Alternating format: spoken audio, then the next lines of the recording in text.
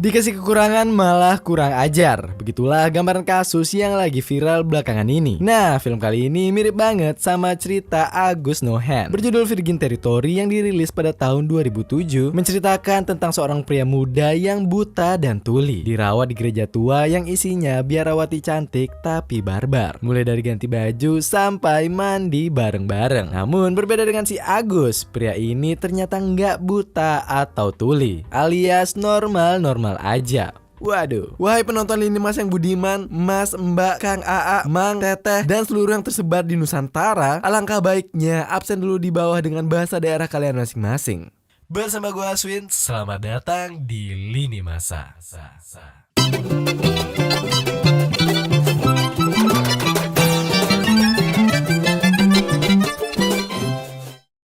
Film ini berlatar pada zaman Renaissance, ketika gereja memegang kekuasaan besar, namun banyak mendapat kritik karena korupsi dan gaya hidup mewah para pemimpinnya. Keadaan ini memicu kekecewaan masyarakat. Ditambah lagi saat itu juga terjadi wabah yang disebut Black Death, dan muncullah kekacauan di berbagai tempat. Tapi disclaimer guys, cerita kali ini cuma fiktif belaka. Kalau ada bagian yang barbar, ini cuma film. Lanjut. Di awal film kita diperkenalkan dengan seorang pemuda bernama Lorenzo yang hobi banget berjudi. Karena keberuntungannya yang unlimited, ia selalu menang dalam permainannya. Namun sialnya, saat itu ia mengalahkan Gerbino, seorang ketua dari perkumpulan penjahat di kota itu. Di samping itu, Lorenzo juga sempat ngegebet gadis kaya bernama Pampi, yang juga ditaksir oleh Gerbino. Alhasil, ia pun diburu oleh komplotan Gerbino. Lorenzo yang gesit ini pun berhasil kabur dari kejaran itu. Lorenzo.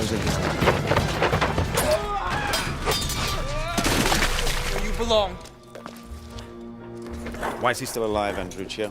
Keesokan harinya, Lorenzo diberitahu oleh teman-temannya kalau dia sekarang adalah buronan Gerbino dan menyuruhnya untuk melarikan diri dari kota itu dengan kuda.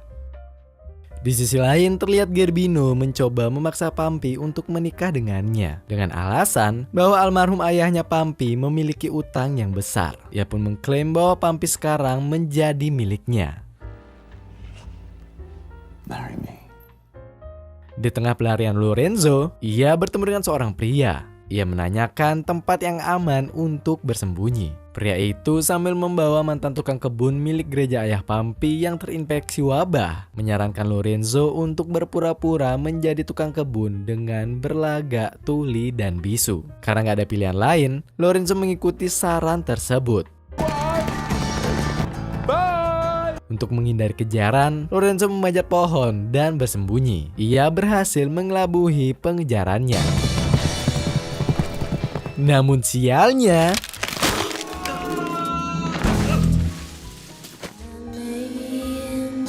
Lorenzo dikerumuni oleh para biarawati cantik. Mereka mengira jika Lorenzo adalah anugerah yang turun dari surga, karena di zaman itu orang-orang lebih mempercayai hal magis di setiap kejadian.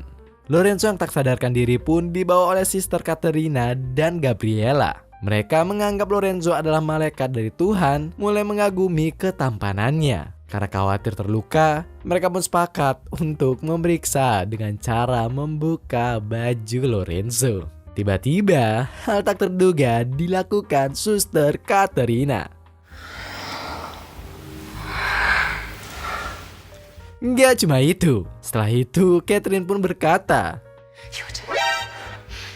dan Sister Gabriela ngelakuin hal yang sama. Waduh, mereka berdua kenapa cuy? Barbar banget. Karena tak merespon, Sister Gabriela memutuskan untuk memberikan nafas buatan. Sudah pasti melalui bibir Lorenzo. Namun tiba-tiba datanglah ketua dari biarawati yang bernama Lisabetta. Suster Lisabetta sangat terpesona dengan ketampanan Lorenzo. Ia pun bertanya apakah dia buta dan tuli. Lorenzo hanya terdiam, yang menandakan itu benar adanya. Kemudian kedua suster itu diperintahkan untuk membersihkan Lorenzo. Ketika Lorenzo sedang membersihkan diri, kedua suster itu tampaknya sedang mengawasinya. Dan tiba-tiba hal membanggongkan pun terjadi cuy.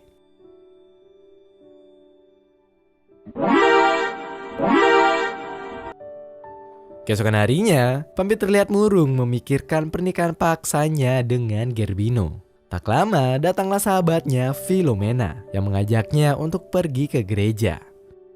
Usai berdoa, Pampi juga bertemu dengan teman lainnya yang bernama Elisa. Mereka pun berbincang tentang kondisi dunia saat ini yang dilanda wabah Black Death. Pampi mengajak teman-temannya untuk pindah ke gereja milik almarhum ayahnya. Ia juga menceritakan tentang pernikahannya dengan Gerbino akibat utang besar ayahnya kepada pria tersebut. Elisa yang mendengar itu sangat terkejut. Ia pun bertanya tentang hubungan Pampi dengan Lorenzo. Elisa pun menyindir kalau saja dia all out memberikan kesuciannya kepada pria itu, pasti Lorenzo tak akan meninggalkannya. Namun berbeda dengan Philomena yang taat agama, dan lebih baik ia pun menjaga kesuciannya sebelum menikah.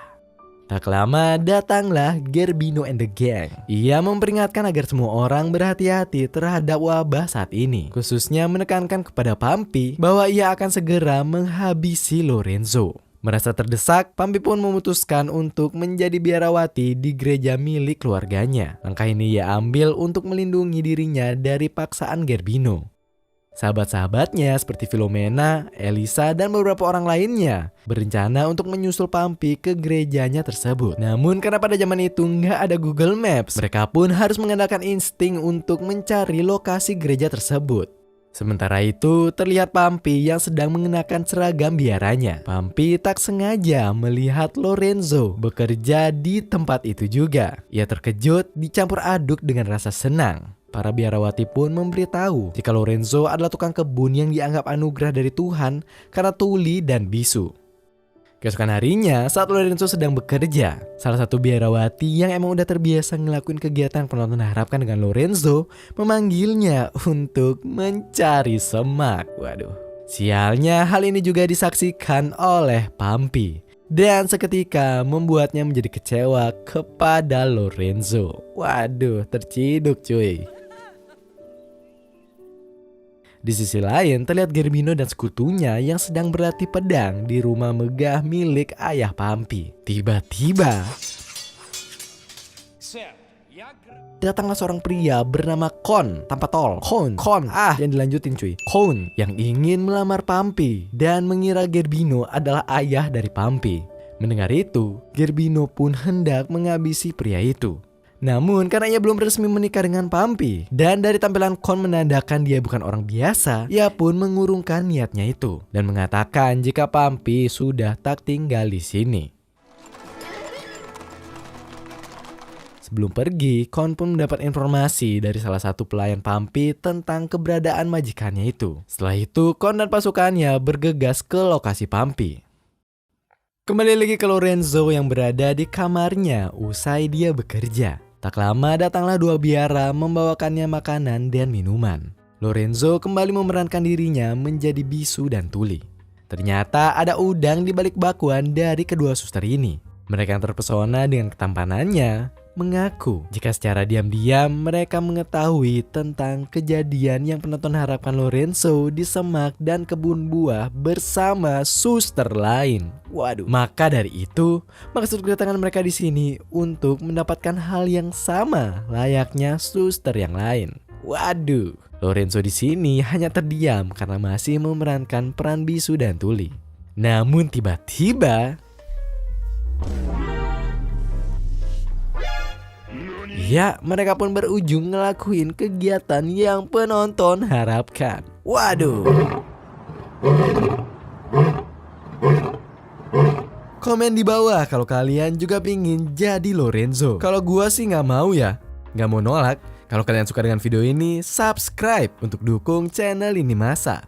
Scene pun berpindah, memperlihatkan sahabat Pampi yaitu Elisa, Philomena dan pacarnya yang bernama Dioneo, Dino, Paman Roger, dan satu orang pendeta sedang di dalam perjalanan menuju lokasi Pampi. Philomena dengan bangga bilang kalau dia dan pacarnya Dioneo tak pernah ngelakuin hubungan sebelum menikah, karena mereka sangat menjaga kesucian masing-masing.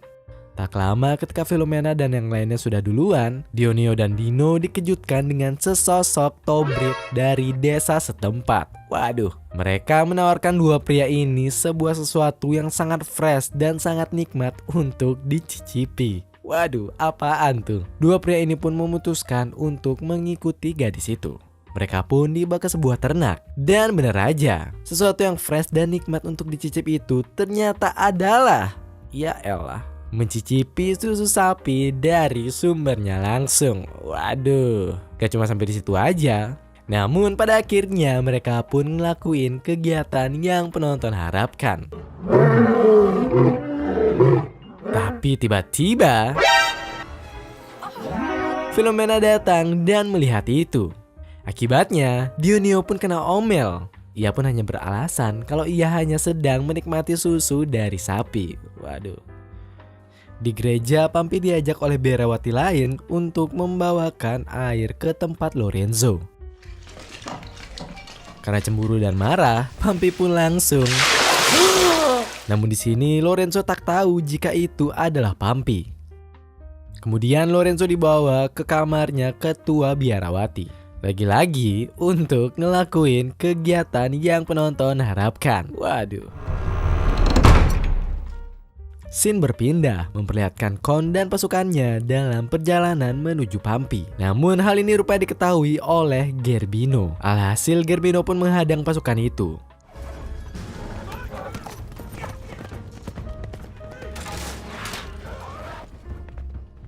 Rupanya Kon di sini lebih unggul. Karena di zaman itu tak semua tahu tentang senjata api.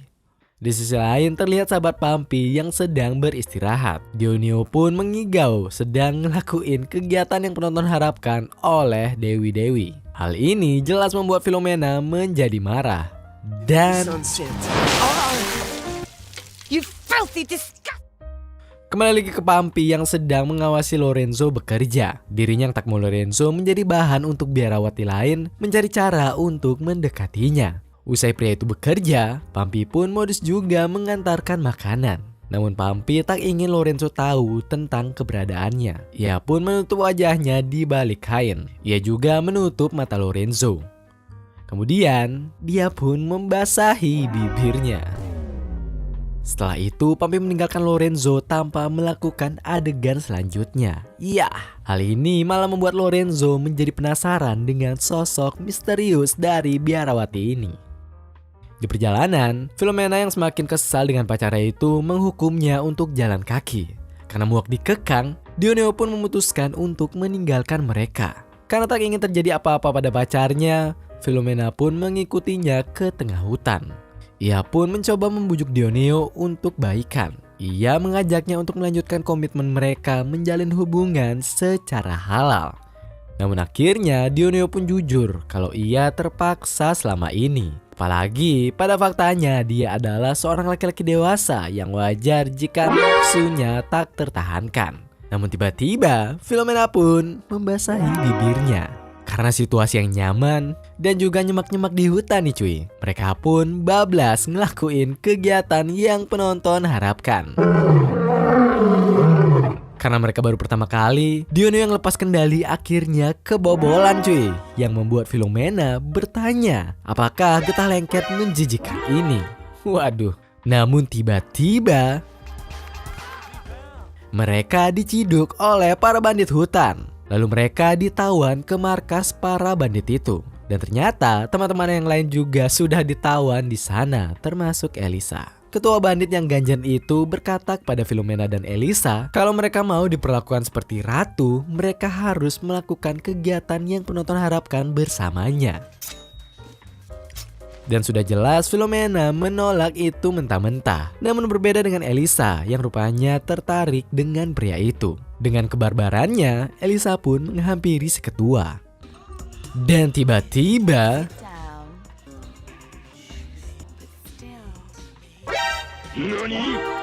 si ketua pun tercengang dengan itu dan merasa senang. Mereka pun ngelakuin kegiatan yang penonton harapkan. Setelah itu Elisa pun menghampiri Philomena dan menyusun rencana kabur dengan cara mengadakan pertunjukan tari berdua. Awalnya Philomena menolak itu. Namun karena kasihan melihat teman-teman disandra, ia pun mengiyakan rencana itu. Mereka berdua mulai merayu para bandit itu. Di tengah pertunjukan, Elisa menantang semua bandit itu untuk memperlihatkan senjata kejantanan mereka dan memberikan hadiah yang penonton harapkan kepada bandit yang senjatanya paling besar. Please order. You. Rupanya, terdapat salah satu bandit yang senjatanya paling cilik cuy. Philomena dan Elisa pun ngerosting bandit itu. That's very small. Alhasil semua bandit pun tertawa dan ikut membuli juga. Hal ini rupanya membuat para bandit itu menjadi ribut satu sama lain dan berhasil mengalihkan mereka. Philomena dan yang lainnya pun berhasil kabur dari sana. Kembali lagi ke Pampi yang mulai geram melihat tingkah Lorenzo yang main serong kesana kemari. Akhirnya ia pun ngelapor ke kepala biarawati bahwa sebenarnya Lorenzo tak tuli dan bisu karena ia sempat melihatnya bernyanyi di hutan.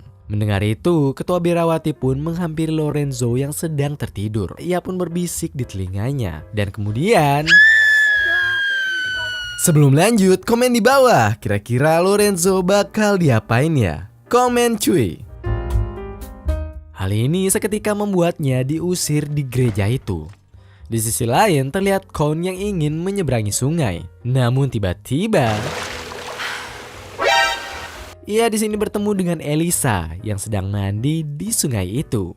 Mereka pun mengobrol, terlihat bahwa keduanya saling tertarik satu sama lain. Count memberitahu bahwa ia sedang dalam perjalanan menuju pernikahan. Sementara Elisa juga mengatakan hal yang sama. Di sini Count malah menganggap Elisa adalah Pampi yang ia cari. Ia pun bertanya, apakah kau adalah Pampi? Elisa tak menjawab pertanyaan itu. Dan dengan barbar, malah keluar dari sungai tanpa sehelai benang pun. Waduh. Dan Have all women hold dear with great. di sisi lain terlihat Lorenzo yang bingung mau kemana. Tiba-tiba ia dikagetkan oleh Pampi yang akan pulang. Pampi dalam suasana hati yang kecewa memberitahukannya bahwa ia akan segera menikah dengan Gerbino. Lorenzo terkejut mendengar kabar itu dan memohon agar Pampi memikirkan ulang keputusannya tersebut. Di saat bersamaan, terdapat seorang pria lain yang menggantikan peran tukang kebun dari Lorenzo. Ketua biara pun menyambut pria itu layaknya Lorenzo di awal film. Namun tak seperti Lorenzo, pria ini tak mengklaim kalau dirinya bisu dan tuli. Hal ini malah membuat ketua biara sangat senang atas kejujurannya. Dan dia pun mendapat hadiah berupa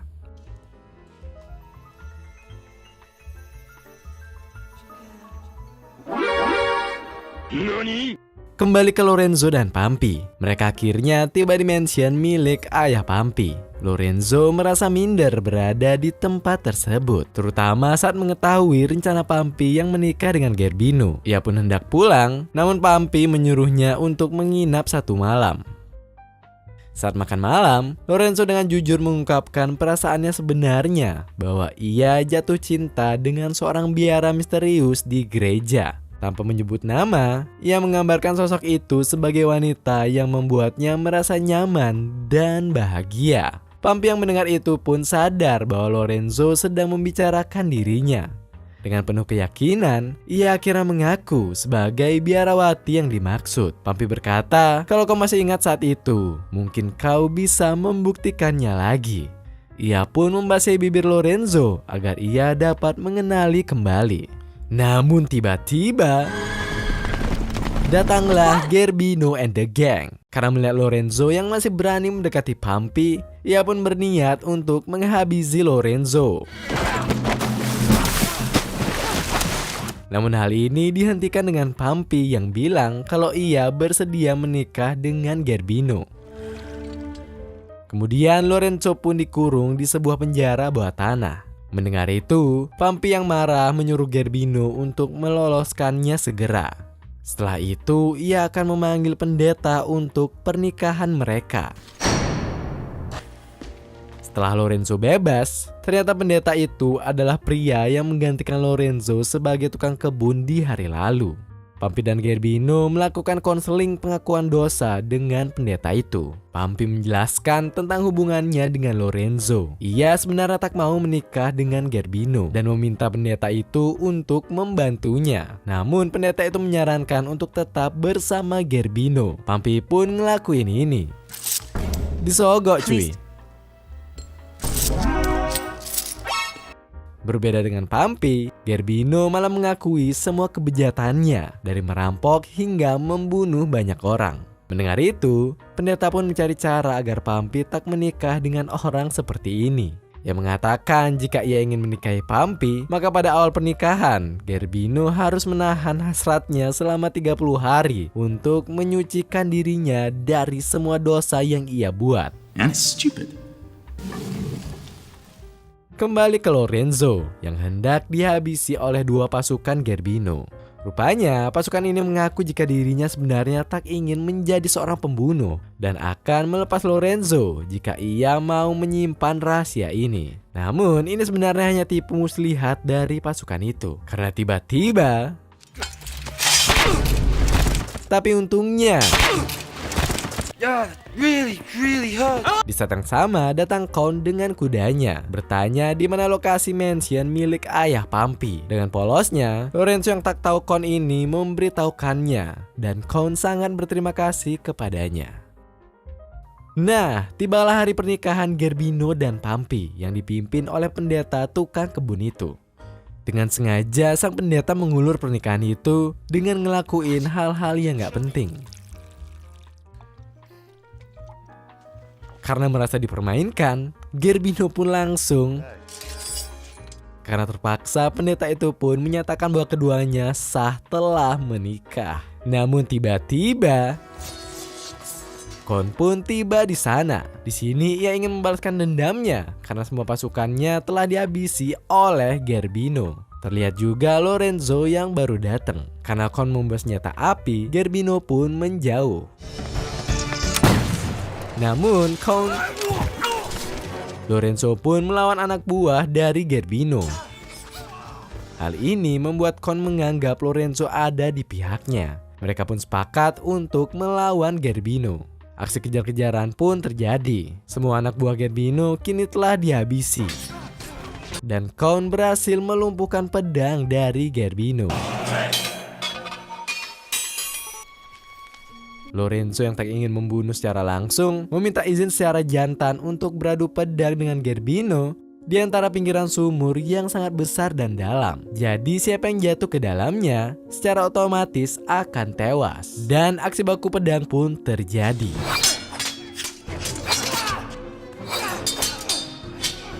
Dimana pada akhirnya Lorenzo berhasil mengalahkan Gerbino. Pumpy yang baru aja resmi menikah beberapa menit lalu, kini akhirnya resmi menjanda. Pumpy menghampiri mereka. Dan Count pun mengajak Pumpy untuk menikah. Dengan sopan, Pumpy menolak itu.